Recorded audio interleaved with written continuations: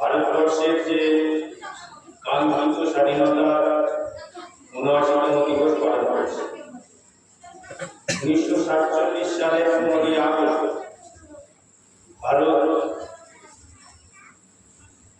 তার কাঙ্ক্ষিত পরাধীনতা স্বাধীনতা অর্জন করেছিল।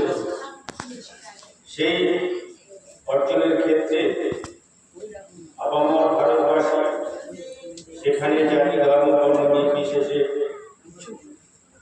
যে আত্মত্যাগ বলিদানের মাধ্যমে আমাদের এই মাতৃভূমির ঐক্যতা, দৃঢ়তা ও সার্বভৌমত্ব রক্ষার আত্মত্যাগ করেছিল, তার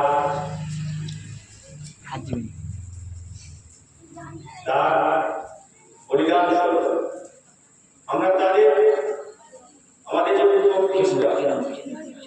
যে শহীদ যে রক্ত ত্যাগের মাধ্যমে আজকে উত্তরসূরি হিসেবে আমাদের রেখে গিয়েছে, তার ফলস্বরূপ আমরা আজ স্বাধীনভাবে এই ভারতবর্ষের মাটিতে নিজেদের যা আমাদের করণীয় স্বাধীনভাবে সেটা আমরা করে চলেছি।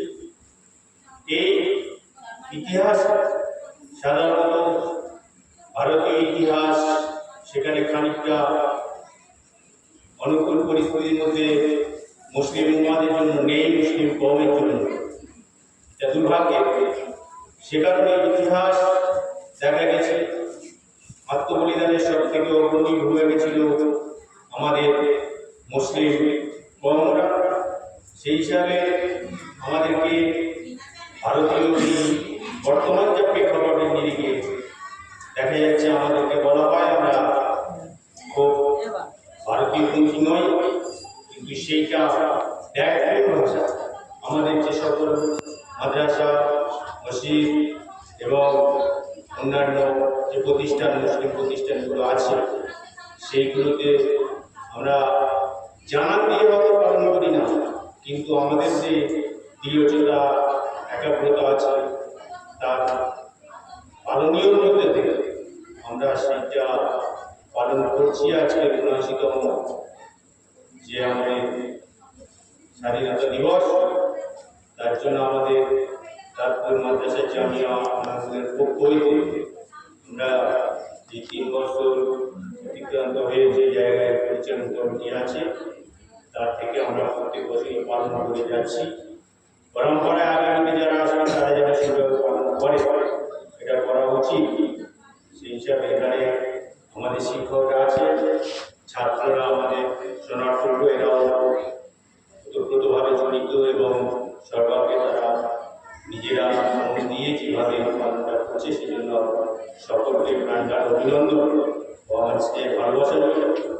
আর আমাদের শিক্ষকদের যে একাগ্রতা, তারা এই যে পালনের বিষয়টা রয়েছে এটা তাদের মাথায় থাকে এবং এরা যে ভারতবর্ষের স্বাধীনতা দিবসের যে ঐতিহ্য তাদের অনুষ্ঠানটিকে ধরবে। আমি শুধু একটু স্মরণ করা মাইকের আওয়াজ পর্যন্ত যাচ্ছে বন্ধ করে সকলে যাবে।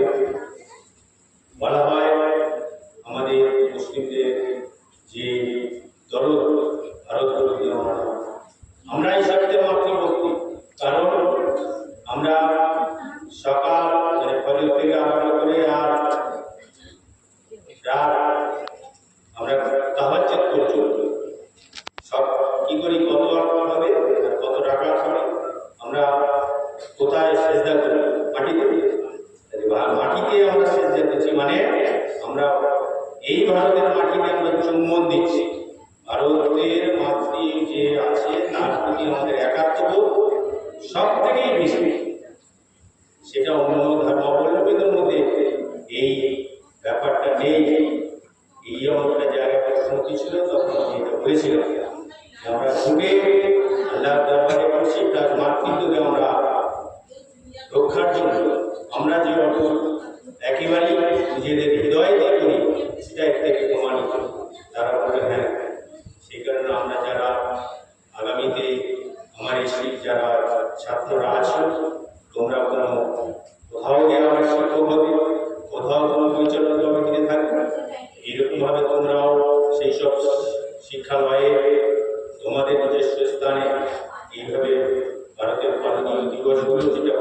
আগস্ট কীভাবে পালন করতে হয়, কীভাবে তার এই আনুষ্ঠানিকতা করতে হয় সেটা তোমরা শিখে যাচ্ছে, সেখানে সেটাই করবে।